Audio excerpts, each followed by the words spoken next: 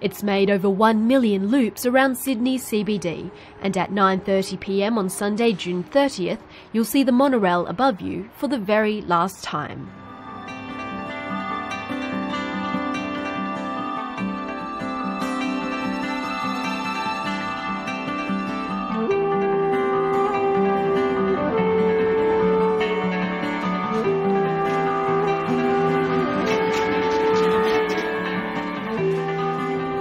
This is George Fong, Monorail's longest-serving employee.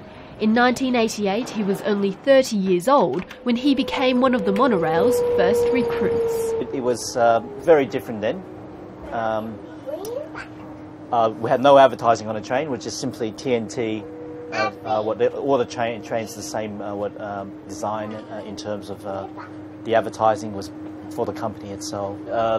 There weren't as many buildings, a lot of old buildings. In fact, there was holes in the ground all around the place, like here at World Square, at Galleries Victoria, Darling Park. There was no building there as such.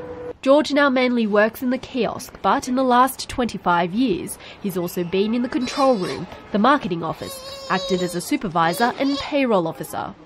But there is one experience which will stay in his mind forever. People rang around the system. Hey, guess who's on the system? John Travolta, right? So that's how we know. And so we all had a peek. So we thought, oh, look, leave the guy alone. Let him, have a ride with his family.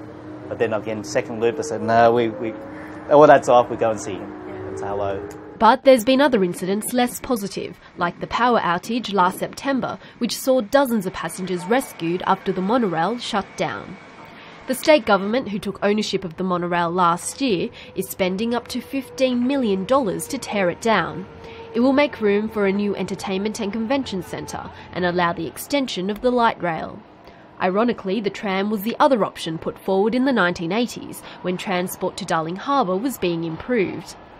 Laurie Brereton, who was the Labor Minister for Public Works at the time, gave the monorail the green light. He declined to comment on its removal. However, he did pose the question of how will the monorail be replaced, and the public transport needs of Darling Harbour need to be addressed in the future. It's not a worry though for Sydney's Lord Mayor Clover Moore, who remains against the monorail as she was 25 years ago. Of structure to assault our city since the Carl Expressway curtained off Sydney Harbour. So we had fairly thick skin, and also we had to basically persevere in terms of keeping the system running. It was a steep learning curve for us. Despite much opposition throughout its life from politicians, social and union figures, the monorail is a fond memory for many of its riders. I haven't been on it for years and years and years. I'm having my basically last run today. That's what I'm doing today. How many times have you been on the monorail, Ted? Yes. God knows, 50? I probably use it 3 times a week. I'm from the country and I'm doing it today because this is my farewell trip. I won't be in Sydney before the end of June.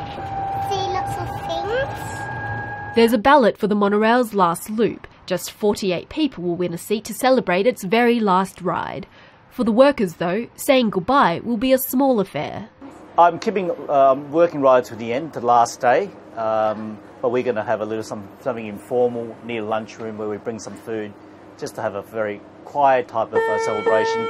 We might organise something after that. We might go yum cha, where we can all just go and have a lunch together. An understated ending for the monorail, which some will remember with affection, but which never quite found its place in Sydney's heart.